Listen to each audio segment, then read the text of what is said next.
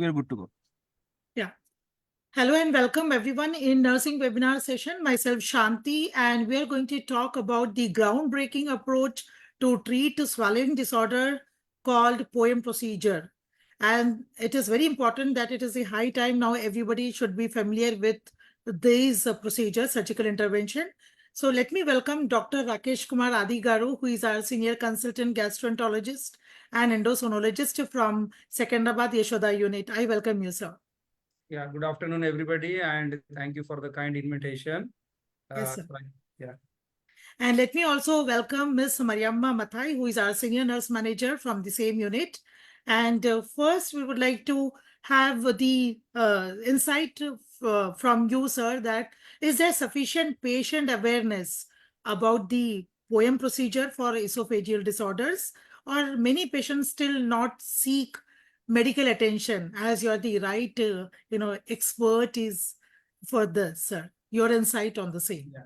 So I think before I begin, I think I must congratulate Shanti Bhattacharya ji for taking this unique initiative of trying to spread the awareness of the diseases and their method of management beyond doctors. I think this is very novel, and this is going to be very useful in overall patient care, because here we do not want to restrict our nursing sisters and staff just to following our orders and instructions.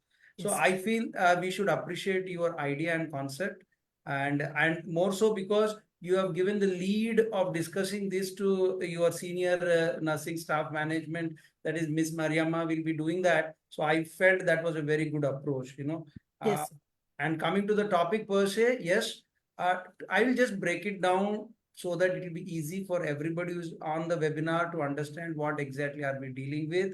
As Shanti ji has already mentioned, esophageal motility disorders, that is, as you are all aware, esophagus is the food pipe, it's a conduit, as can be seen in the slide on your screen.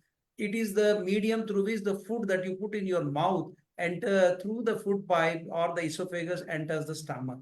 Yes. So this is a very highly coordinated, organized program that is controlled by the brain through various nerves.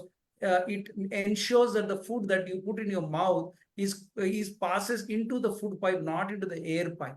And for this, you require a lot of muscle coordination that are in the food pipe. So when we are talking of motility disorders, here is a situation or a disease where the muscles are not coordinating. So there is a what you call discordance. The brain wants to do something, that is swallow the food, but the muscle in the food pipe is not able to coordinate. So what's the outcome of this? When the muscles are not coordinating, the first thing that the patient complained is difficult to swallow. The bolus that they put in their mouth, suddenly they feel that they are not able to push it down, and there is a regurgitation. Whatever they try to force in starts coming out. Sometimes they have chest pain. So these are the common symptoms which a patient of motility disorder presents to us. But as you have asked me the first question, how much are the patients are aware of it? Unfortunately, the awareness is very poor. Most of our patients who have experienced chest pain or difficulty in swallowing, they all attribute that to acidity. They think that there is some acidity problem in the stomach, and hence they are not able to swallow. So most of them end up taking a lot of antacids with no respite, and the average latency, that is from the time they have symptoms to actually approaching a gastroenterologist, is more than a year. So they suffer for a year thinking it is acid problem. And finally, when they feel that nothing is making a sense, that's when they land up with a gastroenterologist. So I think the answer to your question is the understanding is very poor. Yeah. So let us also break a lot of myths and facts about this condition. And over to you, Mariyamma, for the rest of the session. Thank you, madam. Good afternoon, all. Let us see the normal function of the esophagus, a little anatomy. It is a hollow muscular tube where we allow the passage of the material of like food and liquid into from the mouth and throat to the stomach. That is how it is being done. Then let us see what is POEM. Let us understand POEM is nothing but peroral endoscopic myotomy. What is myotomy? It is an incision to the muscles. That is what myotomy is. Then let us see what poem aims for. That is achalasia, a disorder of the esophagus. Where it is happening, the lower esophageal sphincter fails to relax, making it difficult for the food or the liquids to go to the stomach. That is how where the poem is needed. Then, how the indications and what purpose we are doing the poem, like it is symptomatic and primary idiopathic achalasia. Idiopathic is nothing but we don't know the cause. There is no cause for achalasia or the where we need a poem procedure. We know when to do, but there is no cause, exact cause we don't know when it is happening. So, sir, again, we would like to understand here, as many of our viewers are all fresher nurses, students, and this term called what is achalasia? What happens to the esophagus in this condition, and what are its causes? As idiopathic causes are also there. So, your opinion on this? As we were discussing, the motility disorders, that is any disorder of the muscles of the esophagus that leads to difficulty in the food getting swallowed is known as motility disorder. Yes. And one of the most commonest motility disorder that affects the food pipe is achalasia cardia. So what do you mean by achalasia? Achalasia is a Greek word that means failure to relax. So achalasia is nothing but a Greek word which means that the muscles are failing to relax. As our sister Mariam has really pointed out very nicely in the images, if you can see the present slide that on the screen, you can see a mouth and a food pipe and the stomach. Yeah. At the junction of the food pipe and the stomach, there is a muscle known as LES, that is lower esophageal sphincter. So in achalasia, this sphincter doesn't relax. So in a normal person, most of the time that sphincter is closed because nothing in the stomach should come up into the chest. But when the food is coming down, that sphincter is supposed to relax so that the food enters the stomach. In achalasia cardia, as the term suggests, there is a failure to relaxation of that sphincter. So because the sphincter is not opening, because the door to the stomach is not opening, whatever the food the patient swallows, it is stuck in the chest. So, yeah. And that's how it manifests. Yes. So if a person experiences the following signs and symptoms, then they are immediately come to the doctor and take a medical advice. The main signs and symptoms are dysphagia, then regurgitation of undigested food. What is regurgitation is nothing but the food or liquid, whichever we have taken inside, will come back to the mouth or throat. Then when there is a chest pain or when there is a weight loss, they have to immediately take a medical advice and see the doctor. So, sir, again, as we were discussing that this condition is not known, and when by the time they reach to you, it is already over the period of time and maybe it is too late. So do patients initially recognize that they are experiencing these symptoms, or they may just consider this is one of the common throat problem? Yeah, I think as Ms. Shanti, you have pointed out, most of our patients end up having a wrong notion about the problem. When they are experiencing the difficulty in swallowing, regurgitation, as Mariam has put up, regurgitation means the food coming in back into the chest. So the patients think that this is acid reflux and they feel that probably they are not eating on time or their food is not good. So for many months, they continue to take antacids thinking it's a reflux problem. So I think that is probably one of the points that we want our nursing staff to understand, that not every regurgitation reflux is acid problem. Yes. Or a condition known as GERD. Absolutely. Yes. GERD, as you have rightly pointed out, is the common thing that overlaps, and that's what we all think it is. Yes. So what are the golden standards to diagnose a achalasia or where we need a poem? So it is nothing but, firstly, we have to go for an endoscope. That is the initial evaluation where dysphagia is diagnosed. Then we have to go for a barium salve and fluoroscopy. The fluoroscopy is nothing but we will take a series of X-rays under the guidance. Then the esophageal high resolution manometry where we will be finalizing the achalasia or the problem of the esophagus. So, sir, are these invasive advancement like endoscopy and esophageal manometry in the quaternary care setup and your intervention identifies the problem of achalasia? Absolutely. Any esophageal motility disorder, any patient experiencing difficulty in swallowing or chest pain, lot of regurgitation, I think the simple thing they can go and do is go to a gastroenterologist nearby, get an endoscopy. Now, endoscopy is one procedure that not necessarily in our tertiary and quaternary centers. I think it's very much available in even Available. district and the town levels. So get a good endoscopy, and if there is a suspicion that this patient might be having motility disorder, at which the treating doctor would immediately recognize, then you can order a barium swallow or a esophageal high resolution manometry. Now, manometry is a real time examination. So for people who are out there, just to make them understand, manometry is nothing but we put a catheter like a Riles tube through the nose into the food pipe, and that catheter is attached to a computer, and then we ask the patient to swallow water repeatedly. So what that Riles tube has, it has got multiple electrodes. So these electrodes will start sensing the muscle activity, which is transmitted onto the computer. So the computer will start giving us a graph which tells us where the muscle problem is there. So this is a very sensitive test to pick up all the motility problems if the patient is having it. So get an endoscopy whenever you have symptoms. And if there is a suspicion of motility disorder, especially eclasia, a HRM would confirm, and then we can take the patient to the next level for management. Yes. So let us see who all needs a POEM procedure. POEM treats echinacea, diffuse esophageal spasm, that is nothing but a muscle spasticity, and nutcracker or jackhammer esophagus. So that is a muscle distraction where it is having a nutcracker or jackhammer esophagus. So, sir, as we have learnt about the esophagus anatomy and all, and this is a new term for us, like nutcracker or jackhammer. I've tried to take one radiological image and one real image. So it is just like sounding like machine parts and nuts, like.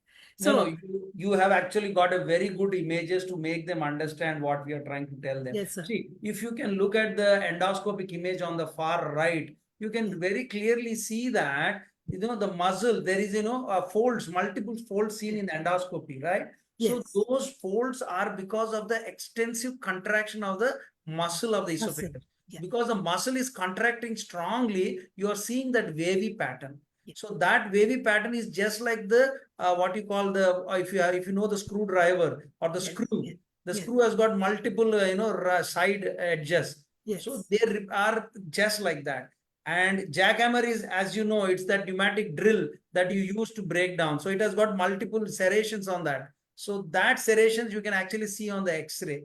So Mariyamma, can you just point out on the with the yeah, if you can look at the fluorobarium swallow there, it is not a straight tube. You can see multiple indentations on the X-ray. So those indentations are caused because of the excessive contraction of the muscles. Yeah, as Mariam can point out there, it should be a straight tube, but the straight tube has got multiple indentations. Those indentations are because of the spasm of the esophageal muscle.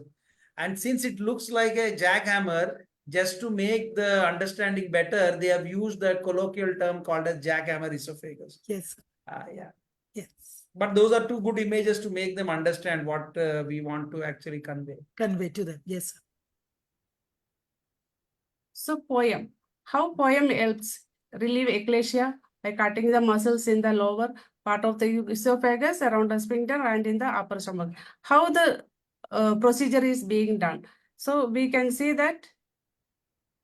So, sir, here, like these procedure requires a special and unique set of skills by endo nurses and, of course, yes, by you all. So, is there any, evidences where the recurrence happens or any other issues occurs over the period of time?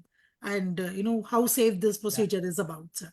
So if you look at it, as we have discussed, the motility disorder eclasia is because of the spasm of the LES. That is, the lower esophageal sphincter is not relaxing. It's not listening to you. The tone of the muscle is very high. That is causing difficulty of the food going from food pipe to stomach. So traditionally, since 1920, surgeons have already been doing this procedure surgically. That is, they would cut open the abdominal muscle, get into the stomach, reach that LES and then cut that with the scissors. So once you cut the muscle, the strength of the muscle is lost. So and the muscle becomes lax. So Yes. once the muscle is lax, it will not anymore stop the food from entering from food pipe into the stomach. So Yes. this procedure was called as Heller's procedure, and it was being done by the surgeons right from 1920. So So it now, was known as like Heller's myotomy, I guess. exactly, it Yeah. was myotomy, as the word says. Myo is muscle, tommy is cutting. So Cutting. Yeah. myotomy is muscle cutting. Yeah. So Heller's was the surgeon who invented this procedure. Hence, it is labeled as Heller's myotomy. Heller's myotomy. So this procedure was the gold standard to make the patient better for more than 100 years. But in 2008 and 10, everything in the world now is becoming minimally invasive. Everything from open surgery has become lab. From lab, we are going to robotics. So also, we as a gastroenterologist have started doing procedures which the surgeon would do surgically. We have started doing using the endoscopy. Yes. So as you can see in the picture, the cartoon there, Mariyamma. Yeah. in the cartoon you can see this is the food pipe, this is the stomach. So Yeah. this is the LES. So Yeah. since the LES is the one that is in the spasm, as you can see in the incision, the first step. Incision. Yeah. So what we do is that we cut the mucosa 5 centimeters before that G junction, and then we, as you can see in the second, that is tunnel. We safely tunnel between the mucosa and the muscle of the foot pipe to reach the G junction. That is the LES. Yes. Once we reach the LES, I am doing the most important step, that is step 3. The step 3 is myotomy. Cut the muscle. So just like the surgeon, I would cut that LES you from the endoscopic side. And once I'm done, as shown in the fourth, I come out and safely close the incision that I have made in the food pipe.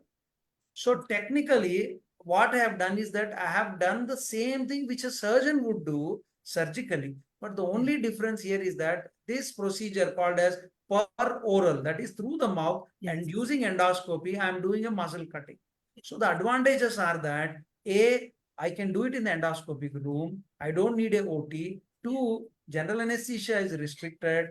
3, the procedure doesn't take me more than half an hour. And the biggest advantage is that patient doesn't have any abdominal scars, and therefore the next day itself, patient can be discharged. I think that's the biggest advantage of this procedure.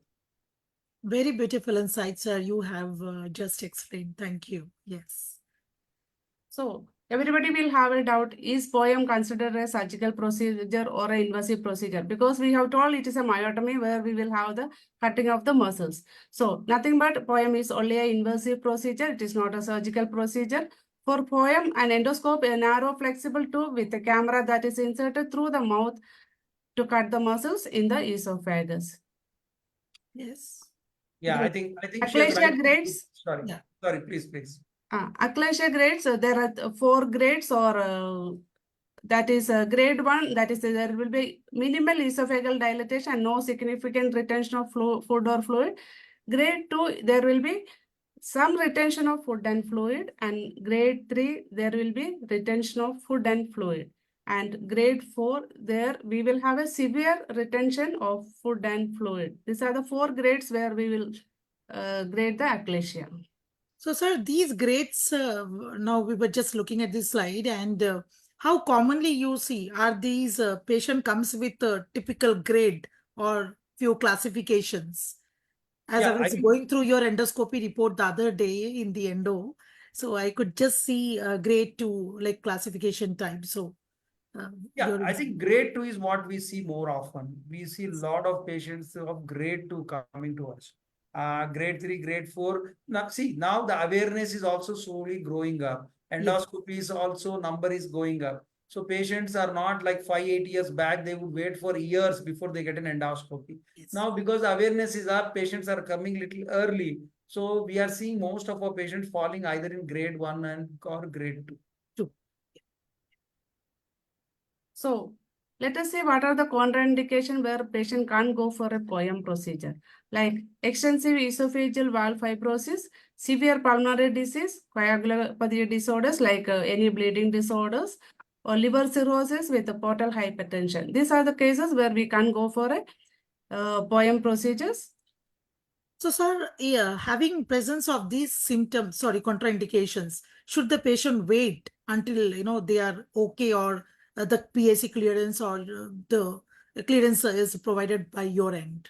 See, unfortunately, the contraindications that we are mentioning on the screen are the contraindications for most of the procedures. I Yes, mean, if the patient is having one of these disorders, he cannot undergo any of the any of the procedure. surgical, even surgery is out of question. But Yes, yes, what we do is that if the patient has motility disorder and one of these conditions, we have alternate ways of handling it, like we can give Botox injection.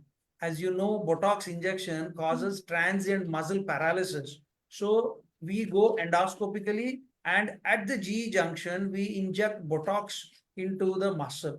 So there will be a transient relaxation around 4 to 6 months where the patient will be much better.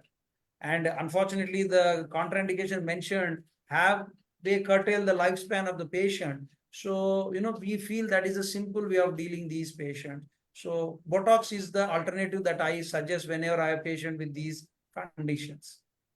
so till date, I was, in our impression that Botox is only given for the skin rejuvenation and aesthetic part. But yes, this is Yeah, a it very has great got to know. something to do for us also. Yes, sir. Yes, sir.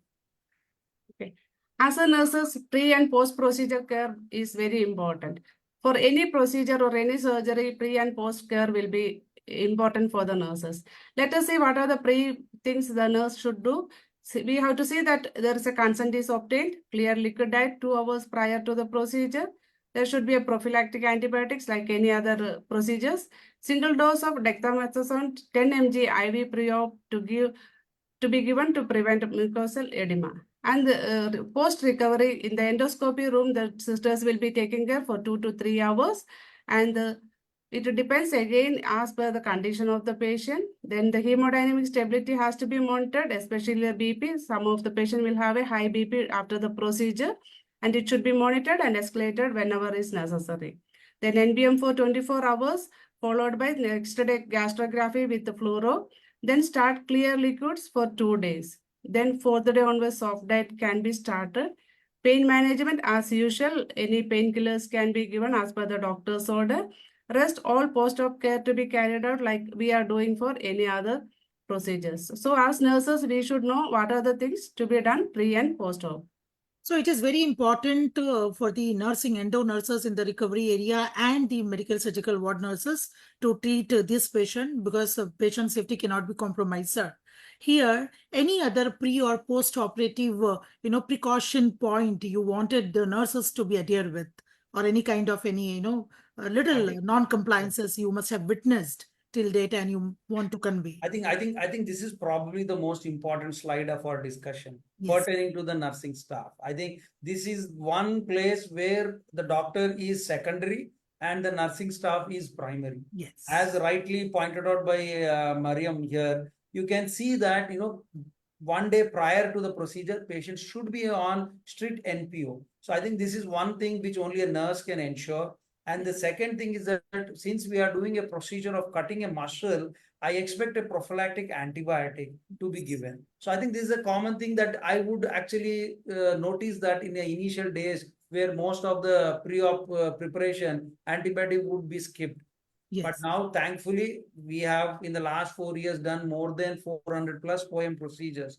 So now most of my endo nurses, be it Usha, Jansi, Nagmani, or even Shravani, the youngest one, they're all well trained. They yes. all know what is the checklist, that is NPO for 24 hours, antibiotic, pre-procedure, and post-procedure. The simple thing I have taught all my endo sisters is that rule of two. That is, keep the patient NPO for 2 days, 2 days of liquid diet, 2 days of soft diet, and after that, regular diet. So that is was the simple thing I told them. Of course, what Mariam has mentioned is the appropriate one, Yes. but to make my staff understand things easier, I told them just remember the rule of two. 2 days of NPO, 2 days of liquid diet, 2 days soft diet, and after that, patient is good to eat anything. And another word probably I might add is the pain. Post procedure, since this is a procedure where the muscle is cut, Yes. 70% of the patient after the procedure will have chest discomfort or pain in the chest that will usually last for 6 to 12 hours. So Yes. usually what we do is that I instruct all my endo sisters that once the procedure is done, to immediately give a PCM 1 gram IV, which they do it now that they have all understood it. And post, even after giving the PCM, if there is any discomfort, usually we have Usha in our post-op care, she would end up giving a tramadol, which is a very safe drug in those patients. So a PCM should take care of the pain. If the pain persists, a tramadol is what they're all very much used to giving, which is very safe in our set of patients. And we dilute it with 100 ml of normal saline. Absolutely. Needless to say. Yes, yes. So let us see what are the advantages and potential drawbacks. It is a safe, minimally invasive procedure. There will be less post-op discomfort, quicker recovery is expected, and there will be a productive result when we are doing a POEM procedure. So any other, the advantages are many as you have already discussed, and any other likely potential drawbacks, sir, for regardless of this procedure, sir? The reason why this procedure really took off and it became one of the procedure when it comes to esophageal motility disorders is the safety and the minimally invasive nature. When I say minimal invasive, your patient comes today, is back home tomorrow, and probably by day 4 is back to his work. So, that quick recovery and the productivity of the patient is not lost. So I think that's what is the key advantage with this procedure. It's safe. You are just doing it internally, no sutures outside. The discomfort is less. And the big advantage is that the patient just goes home the next day. I think these are the reasons why in esophageal motility disorders, especially eclasia cardia, POEM, that is peroral endoscopic myotomy, is now the procedure that's done extensively. So let's see the discharge advice or the instruction. As all of you are aware that the patients will be asking more questions to the nurses because the nurses are there with the patient, and during discharge time also the nurse will be there when they are going. So we should know some of the things like they will be asking when to come back. So we should say that review after 4 days is most the advice given by the doctors. And then we have to educate the patient and the attenders to come back if they are having this kind of problems like shortness of breath, fever, bleeding, or chest pain. So whenever they have this kind of problem, they have to immediately come to the hospital and take the advice of the doctors. So, sir, I think you will agree with this discharge advice instruction, which is a protocol also created by you, and any other signs, symptoms which patient should report or get back to you, sir. I think that was very, it's a useful slide. I think rightly pointed out again by Mariam here is that, ever since the availability of Google or the doctor Google, all the patients, they do their homework. The moment I write POEM procedure, they just go to the Google, they read everything about it. Yes. So naturally, our sister, our staff, our paramedics are put to trouble because they are the ones who take the brunt of their questions. So I can understand that. And I think this is the right education slide there. So all our patients, we tell our endo sisters to inform that if they have a lot of breathing problem or if there is any fever or any chest pain that is excessive, they just need to report back. Yes. So I think these 3 things we write in the discharge summary, and also we make sure our sisters inform the attenders so that any of these 3 or 4 are seen to come back immediately. I think those 4 are the ones that commonly trouble our patients. So very rightly, we have come to the end of the discussion, and as a part of conclusion, POEM procedure continues to be highly effective as you have very beautifully, logically explained in very short span of time. Thank you, sir. And before it is too late, we advise and we would like to give the awareness not only to the, anybody who is who may be our neighbor or who may be just suffering with this disorder. We can just give them some beautiful, awareness. Yeah. Thank you, sir. And having said so, your final conclusion note for everybody from your end, sir. Yeah. So I think we had a very good interaction. Didn't realize that we were already half an hour through. Yes. But I think I should first thank Mariyamma for her good preparation of the slides. She didn't take my help, so I think she did her homework on her own. And I think I should also thank Shanti ji for coming up with such a unique ideas where not only the doctors see our webinars, it's always the doctors on the other end.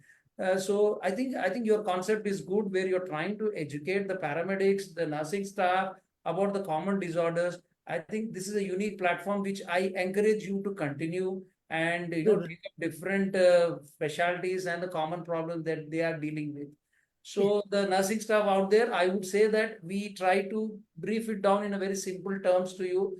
Esophageal motility disorders, yes, the trouble comes, but the interesting or the important point is that the patient should realize it. If you have somebody nearby who's suffering with this, ask them to go to the nearby gastroenterologist, get an endoscopy. If they detect any of these problems, probably myotomy in the form of endoscopy POEM is a very good safe procedure for them to get relief to their symptoms. So I think I once again thank both of you in the panel, Mariyamma and Shanti ji. It was wonderful interacting with you. I must not fail to acknowledge the concept which was told by RMD Dr. Pavan Garu, who told me to just take this initiative of raising the awareness on POEM.